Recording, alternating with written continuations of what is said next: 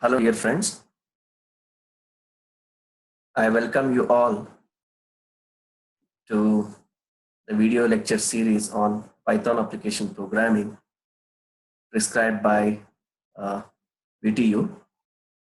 In this video, I'll be discussing on classes and objects from module 4.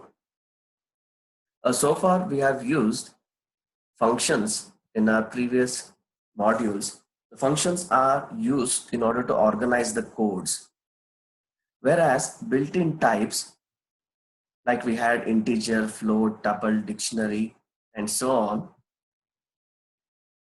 it was used in order to organize the data. Python deals with the object-oriented concepts or programming concepts where an user can have his own defined types which organizes both codes as well as data.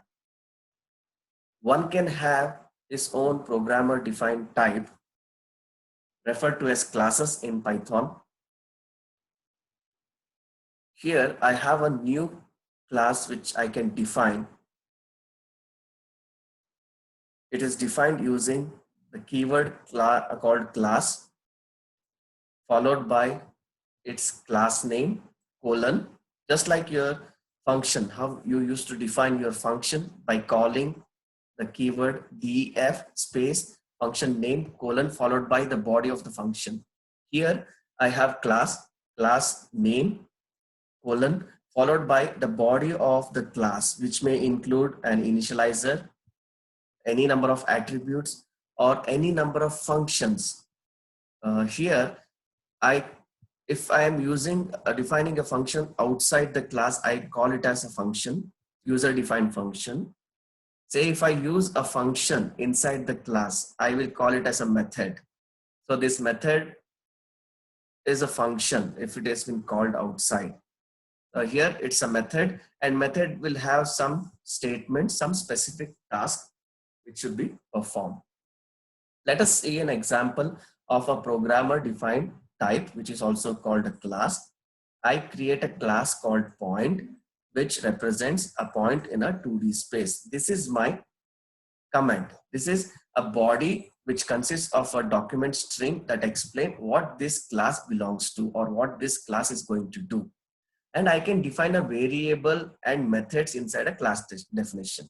I can have initializer, I can have attributes, I can have methods. Say if I want to define a variable, I can define a variable like x is equal to 2. I can have a document string just like what I have used. It represents a class, something like this.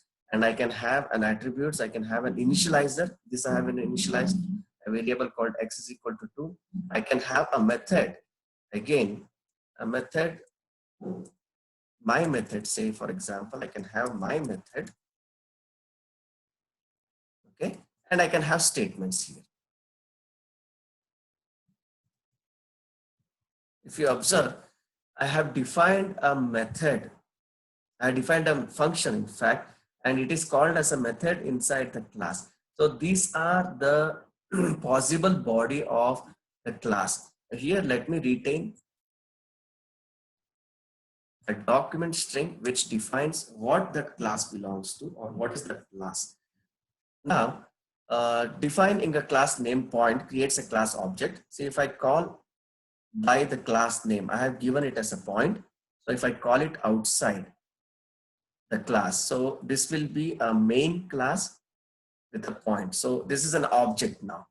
If I assign a class to any variable, so it creates an object. So now I assign a class called point to a variable called blank.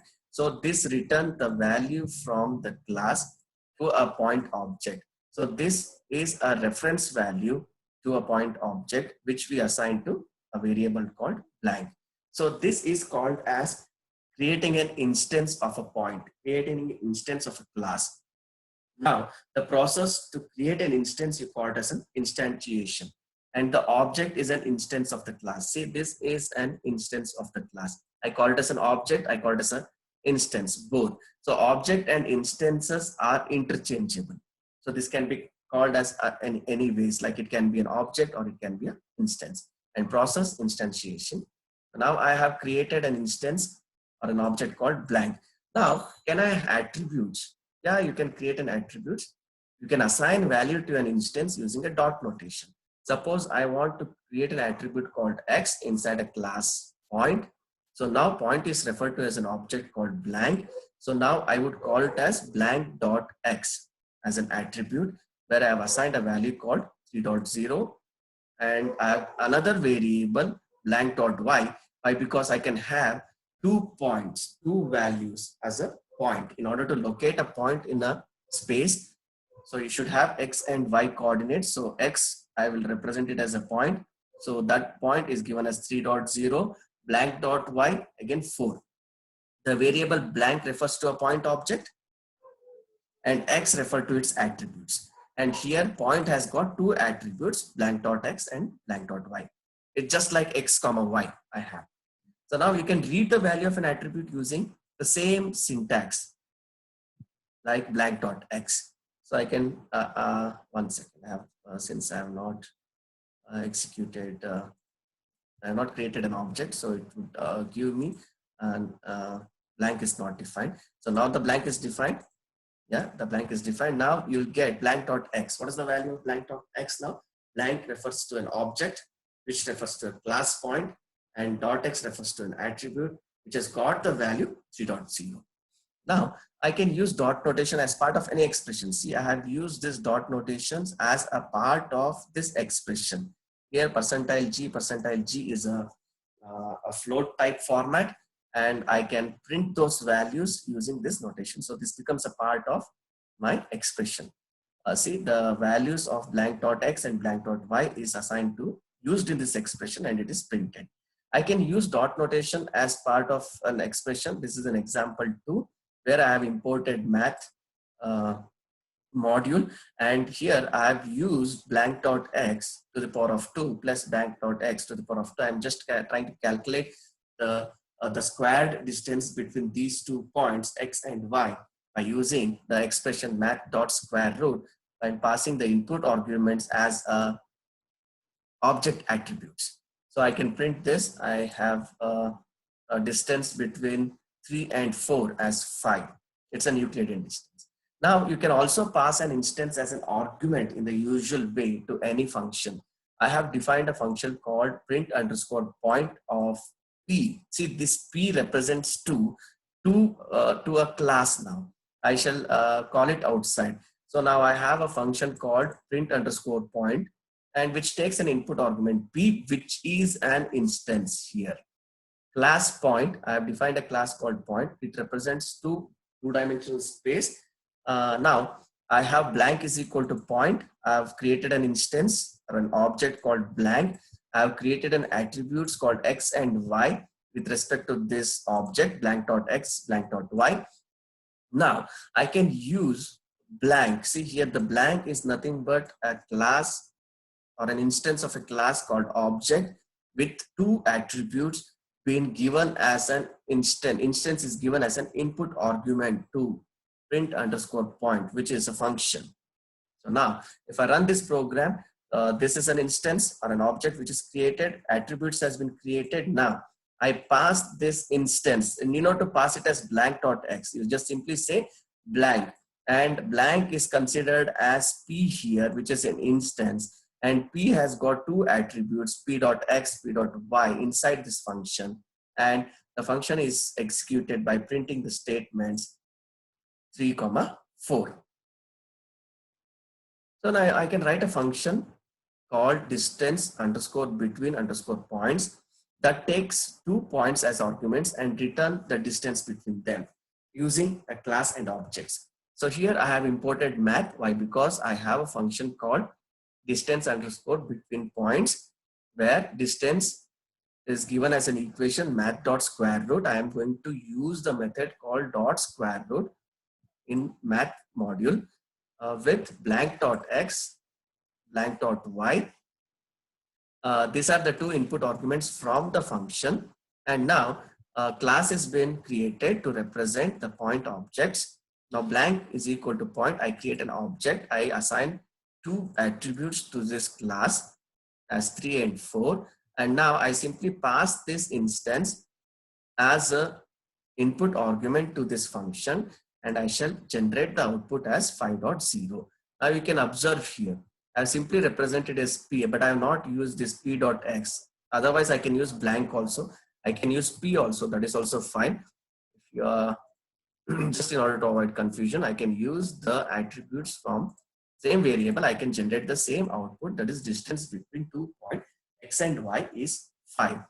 But the problem is, suppose I have many classes. Say I have a class called point, I have a class called rectangle, I have a class called square, I have a class called pentagon, hexagon, and so on. It becomes obvious what are the attributes of an object should be. And if other times you have to make decisions. For example, if you have a class to represent rectangle, what attributes you have created to specify the rectangle, or the location, or the size of a rectangle. So now here I can have two possibilities, that you could specify one corner of the rectangle and the width and the height. You could also specify two opposing corners and you can create a rectangle. But here I want to specify what are the attributes. See here, the attributes to the class point is a 2D space. I can have two attributes. I'll just mention it here. I can have two attributes to create a points. Okay, I can have two attributes, like I'll mention it here as x comma y. But here in rectangle, I can have attributes with respect to a width, a height, a corner. Again, identify, you can analyze the corner is a point with x comma y, generally with x comma y. If you want to specify a corner at the origin, it would be the value of x comma y would be 0 comma 0 at the origin. So now you can represent a rectangle with an attribute width, an attribute height, with an attribute corner, which either represents a point xy. Again, it can be a class already been created with a point. Let us just take this example. I have created a class called point, class called rectangle. Now I have created an instance called box, which is equal to rectangle class. So now box.width, box.height. I have created two attributes with respect to width and with respect to height to a box. What is box? Box is an instance of a rectangle. Is it okay? Now, but I have another attribute called box.corner. So I can have a box.corner. Again, I create an instance of an object with an attribute called point. Okay, here I'm going to assign, I'm going to create an instance to an attribute with box.corner, or I call it, I'll assign a class. Here I have created an attribute with an instance. Now, if I want a variable or an attribute to this point, to this object, now box.corner.x, this box.corner referred to a class called point, and box.corner.x refers to an attribute which belongs to this class. So here box.corner.x means it goes to the object box, refers to and select to an attribute called corner, and inside this corner I have an attribute named x. So this entire box.corner becomes another object, and I have dot x, it is 0, box.corner.y, another attribute to the corner box, box.corner, it is again 0. So this creates an attributes to the rectangle of width, of height, and corner. Again, I have an attribute inside this object dot x and dot y. Now let us just try to see an example. I have created a function which finds the center of the rectangle. So now I have some values given to width, values given to height, like 100 and 200, and the origin is 0, 0. Now I would call a function, and I would call an instance inside this function p is equal to point, because the values, the returned values of this function is a point which finds the center of the rectangle. So now I have this p dot x and p dot y, which are two attributes of this class point. Okay, now I have an expression called p dot x, which is an attribute, which is equal to rectangular dot corner dot x, that is corner dot x is 0 plus rectangular dot width divided by 2, that is 100 by 2 is 50. Excuse me. P dot y, which is equal to rect dot corner dot y, that is 0 again. Why? Because I am trying to find the centroid of the rectangle. So now rectangle rect dot corner dot y plus rect dot height by 2. This is an expression which calculates p dot x, p dot y. So in general, it returns me the value of two values, that is with respect to x and y. So this p is an object now.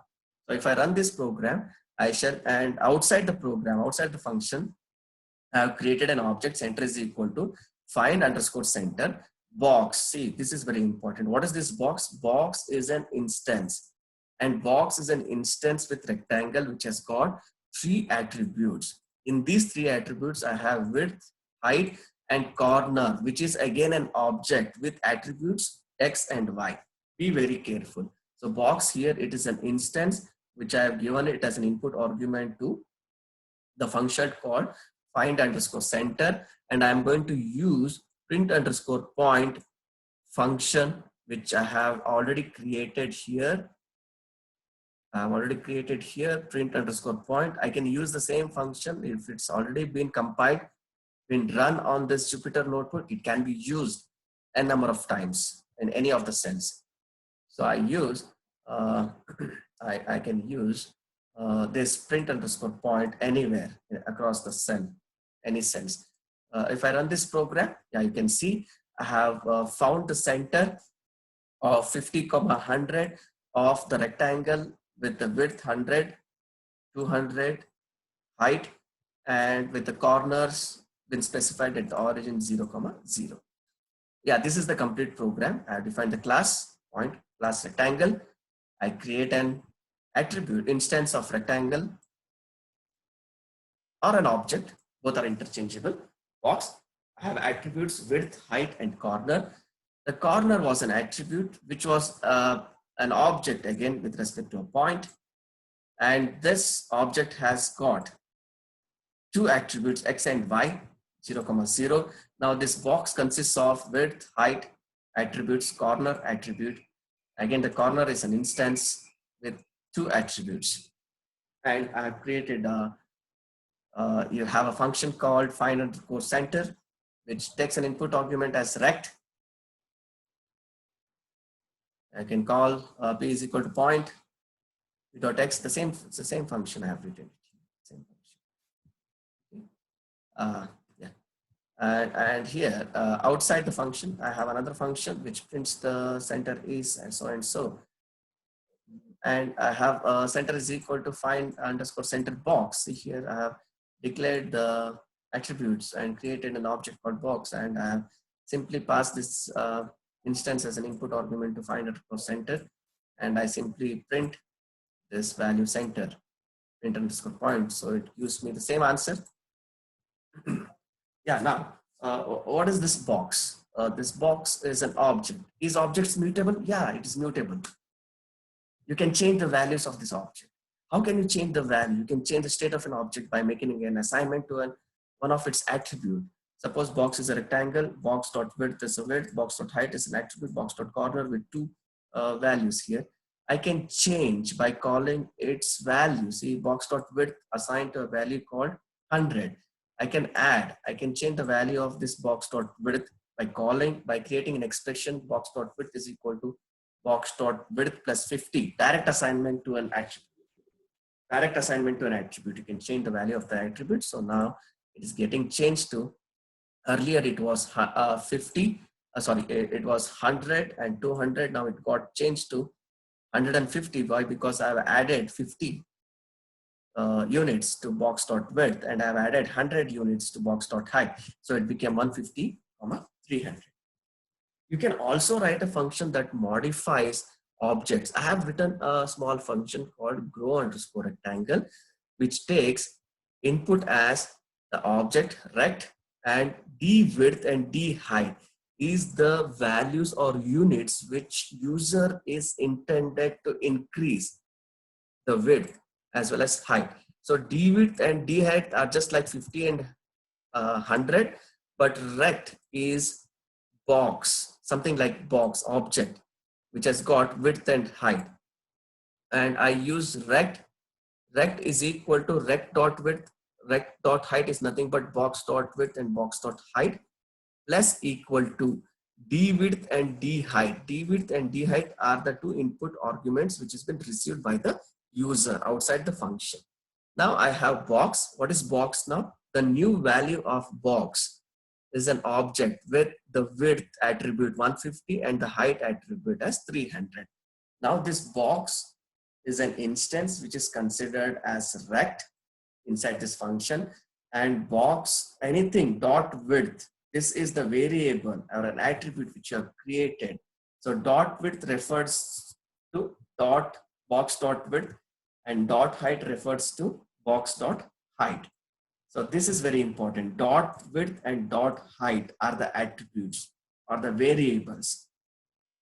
Plus equal to, it increments with the value which creates, which modifies the existing object by 50, that is d width, and by 100, that is d height, plus equal to d width plus equal to d height. So now the new value of rect dot width and rect dot height, which are true attributes, are box dot width and box dot height outside this function. So it is 150 plus 50, that is 200, 300 plus 100, it is 400. See, I have changed the values of the attributes. So objects are mutable.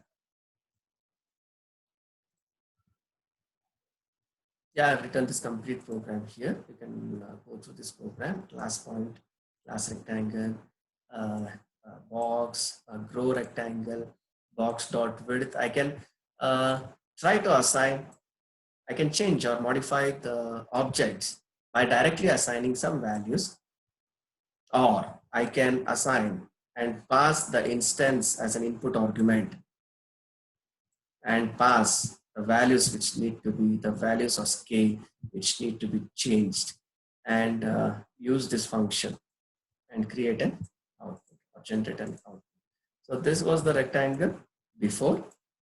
This is the rectangle before here. I have just simply added 50 and 100 units to the existing width and height of the rectangle, and I shall consider the same input. This is again the changed values of the attribute. I shall consider the same input here, modified modified values of the object, and again 50 and 100 increments has been made to this.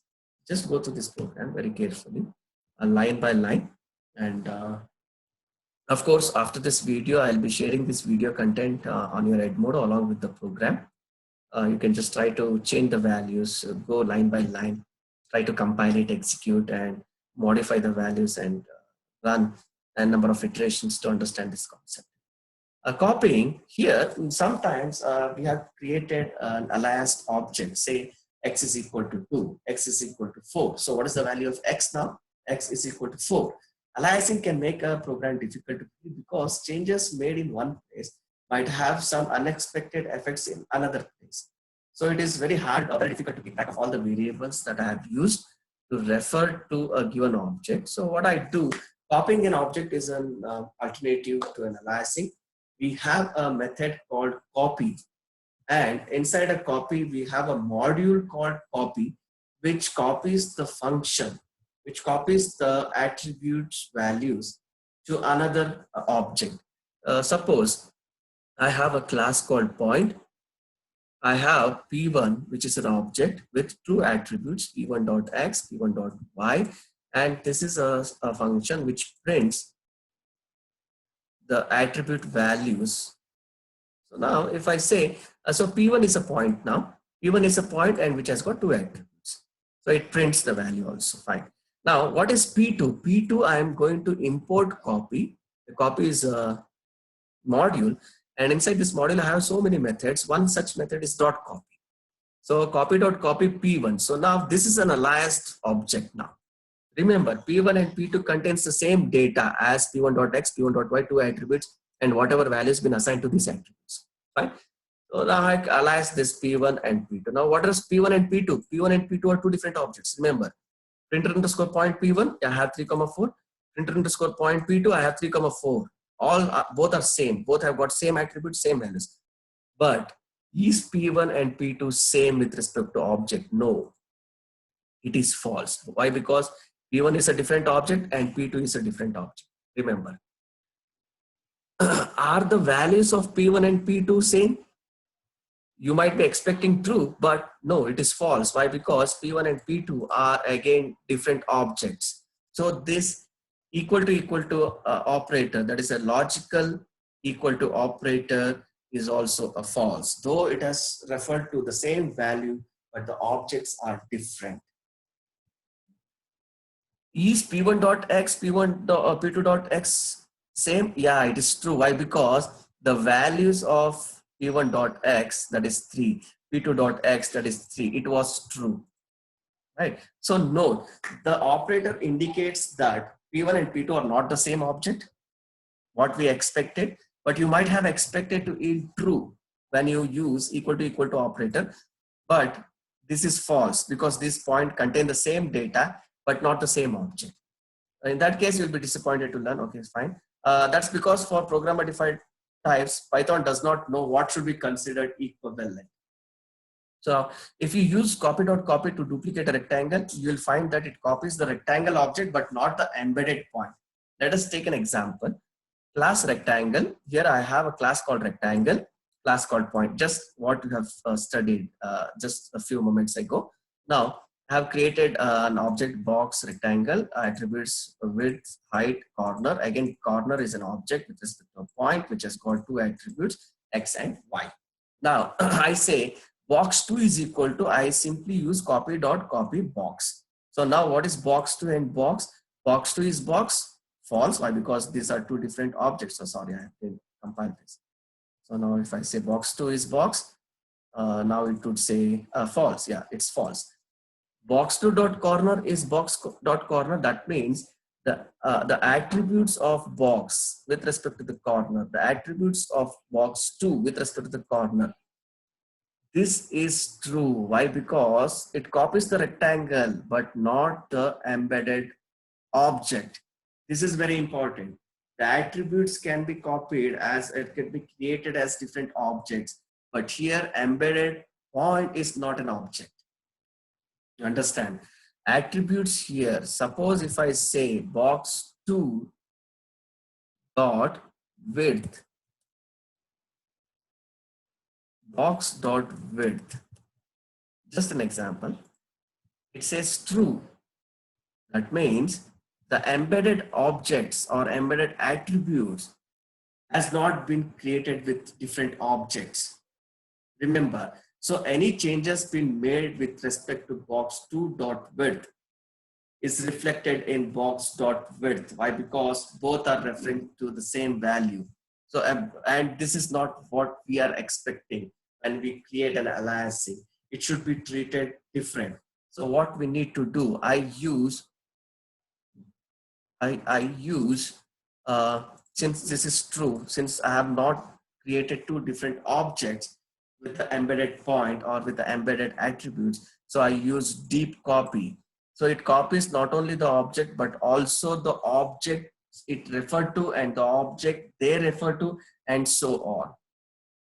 Remember, so now I create another instance called box3, which is equal to copy.deep copy. I use, since I have already imported copy here, I need not to import it again. So box3 is equal to copy.deep copy. This is another method inside this module called copy box. So I use the same box here. I shall give it as an input argument, deep copy box3. Now I shall see box3 is box. It says false. Now what was your question? It was earlier box2 is box corner. It said true. Now Since I had made box 3 as a deep copy, now let me verify with box.corner, that is box 3.corner is box 3. Now it says false. Why? Because it has two different objects. Box 3 and box are completely a separate object. If you want to verify box 2 and box as a different object, it says false. Okay, and box 2.corner as box.corner, it says true, but box 3.corner with box.corner, it says false. Again, you can verify with box 3.corner with box 2.corner. Again, it says false. Why? Because this box 3 is a completely a different object. So you use deep copy with respect to what you say, with respect to in order to create a different objects. So this was all about classes and objects in this video. So in next video, in part 2, module 4 part 2 video, we are going to discuss about classes and methods, classes and functions. How we are going to create a functions and classes, try to integrate these two. We are going to create classes and methods, and going to call these functions inside the classes in order to make it as a method, and just see like how it behaves.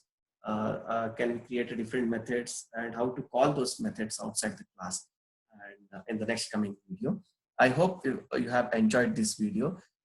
If you have watched this video on Edmodo, kindly make a like on the post or to the video, and the quizzes and assignments will be given at the end of the session. So kindly attend the quiz based on this video, as well as assignments based on this video, and submit it before the due date.